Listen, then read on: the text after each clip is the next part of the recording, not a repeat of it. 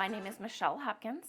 My business is the Hopkins Law Firm, and we focus primarily on family law. We do some traffic and we do estate planning, but primarily it's family law. Family law. And how did you get into that? I have always had a desire to help people. My undergraduate degree is in psychology. At one point in time, I thought I wanted to be a psychologist, but I was very much drawn to the analytical strategy portion of the law. Mm-hmm. And landing in family law just helped me realize that I can essentially do both. It's a very emotional business.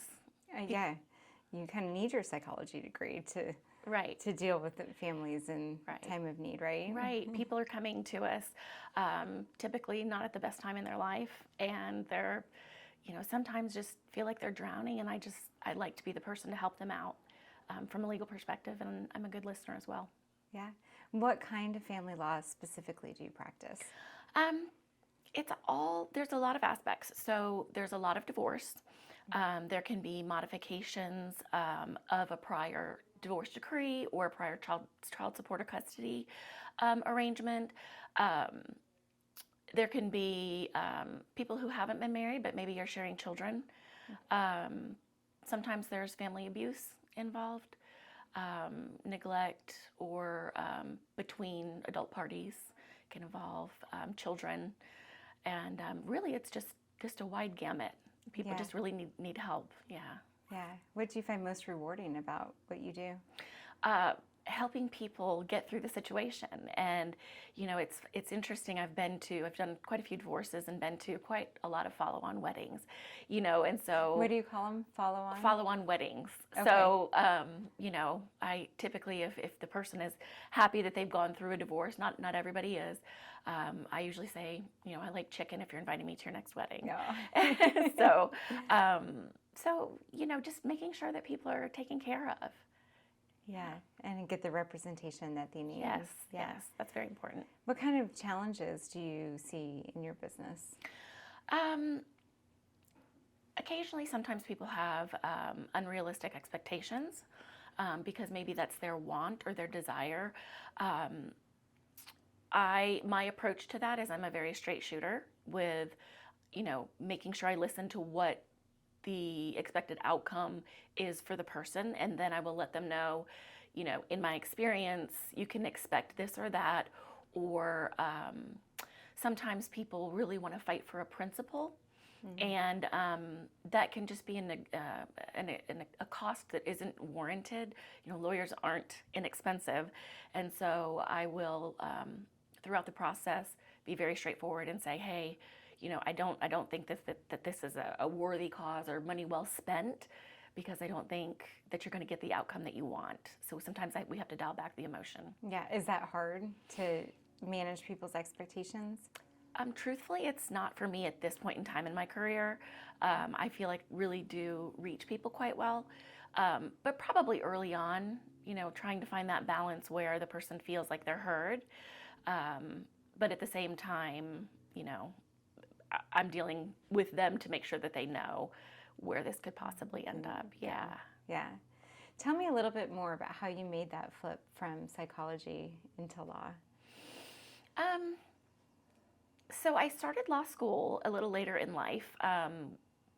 My family was in the military, and so I was raising young babies while we were moving around. I have 2 sets of twins. Oh, wow.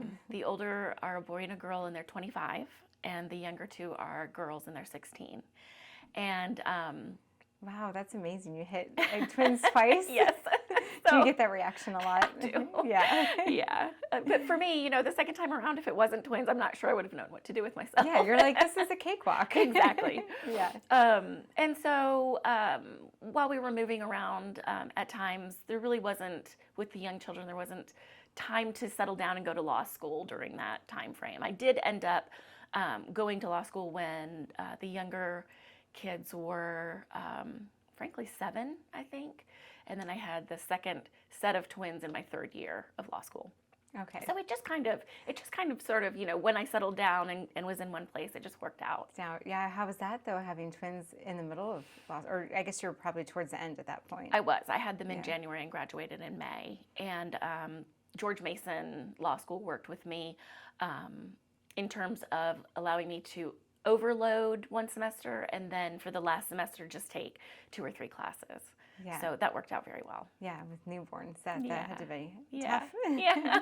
Yeah. Yeah.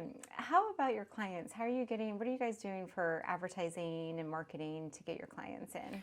So my husband, Michael Hopkins, is actually the business manager, and he manages social media for us. When we started out, we did a lot of print advertising, which sounds kind of funny, but we did, and that was around 2011. That's when I opened my practice. And so really it's a lot of referral, a lot of word of mouth right now. If a client's happy, they're likely to tell, as any of their friends that are going through a hard time or that might need some legal assistance. So we've been very blessed that way. We still do advertise in the Bull Run Observer every other week. A lot of people have actually found us that way too. Yeah. And some local golf magazines. But yeah, it's a lot of referral, a lot of word of mouth. Yeah, I see the ads in some of the publications that we get. Yeah.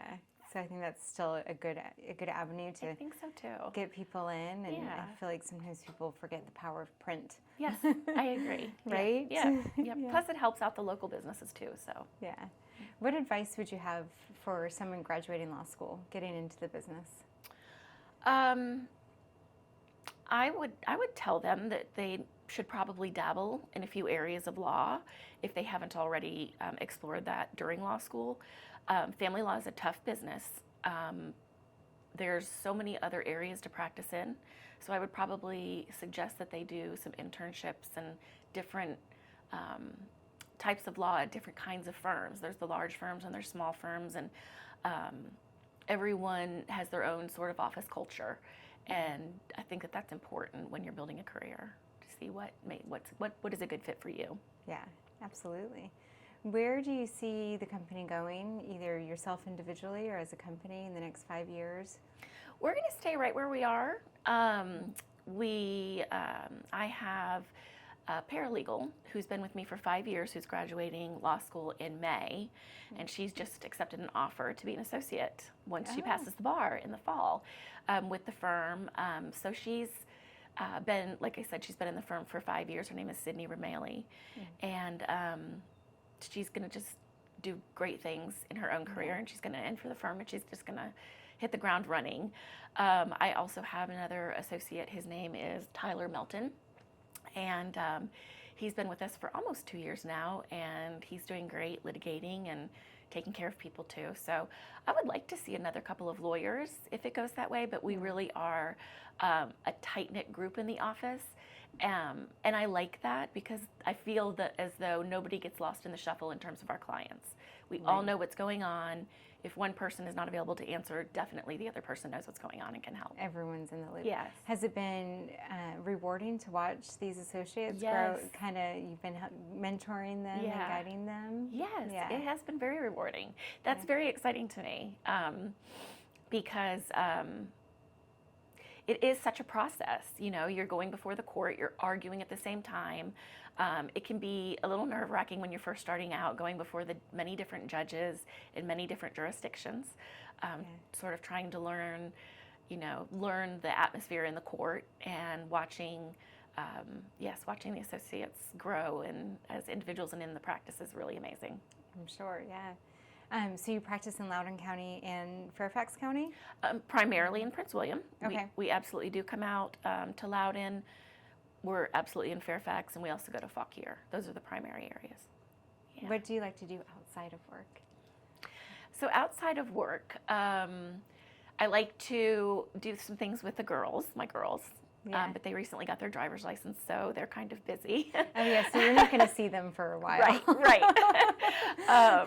We like to travel, so we like to take time off at the office and go travel. Recently we took the kids and then my older son and some of his friends on a cruise. And so we all just had a really nice time, and we would just meet up, throughout the cruise and do things together and do things alone. Yeah. I like to read, so that's really good. And we just started our garden again this year, so I'm happy that it's gardening time. Oh, good. Yeah, it's been so beautiful. It This has is the been. least amount of rain we've had I in know. April, It's unlike been record. so I think. strange. Yeah, I know. So pretty and different, though. Yeah. So, because this is a family business, what about the kids? Are there any budding attorneys in the family? There don't seem to be. No? No. My older daughter works at a medical office, and my son works in cybersecurity.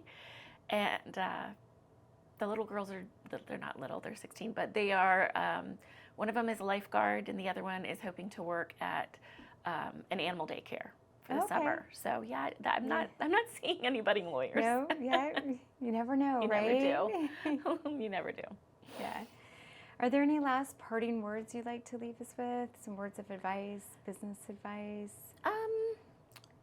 personal advice? Yeah, I guess I would just say, if you're going through a family law issue, don't be afraid to reach out and get help. It can seem overwhelming. You can kind of feel stuck sometimes, and oftentimes just that one phone call, even if it's just a consult to check and say, hey, what are my rights, what are my options?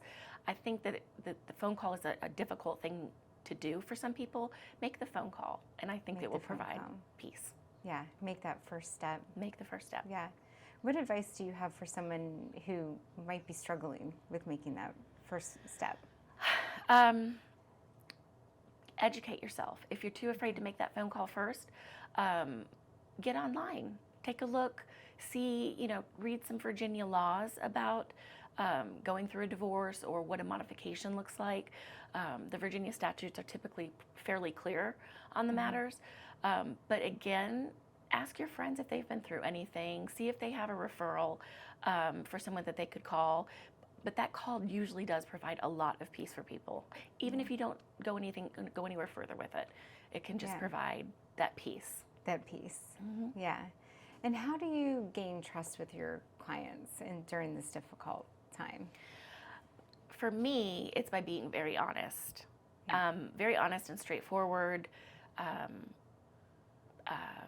Leading them to what I think a court might do, helping them understand that having your day in court is not always the best thing, that settling is a good idea. Nobody gets everything they want in court, and nobody gets everything that they want in a settlement, but settling is a very good idea. Do you think people drag it out too much unnecessarily? Sometimes they will if they're highly emotional. Sometimes they will. And sometimes there's good reason to drag it all the way to court. If the other side is just not coming to the table and not, offering to resolve the matter with things that ought to be offered. And then, at times you do have to just go to court. Yeah, and let the cards lie where they lay. Yes, right? That's exactly right. Yeah. Well, it sounds like you give your clients a tremendous amount of trust and attention. And, yes. And it seems like your practice, everyone's in the loop and everyone knows what's going on. Yeah. So that's great. Yeah, thank you. Yeah. Well, thank you, Michelle, for being here today. Thank you for sharing your story with us. Thank you for having me. I appreciate it. Pleasure.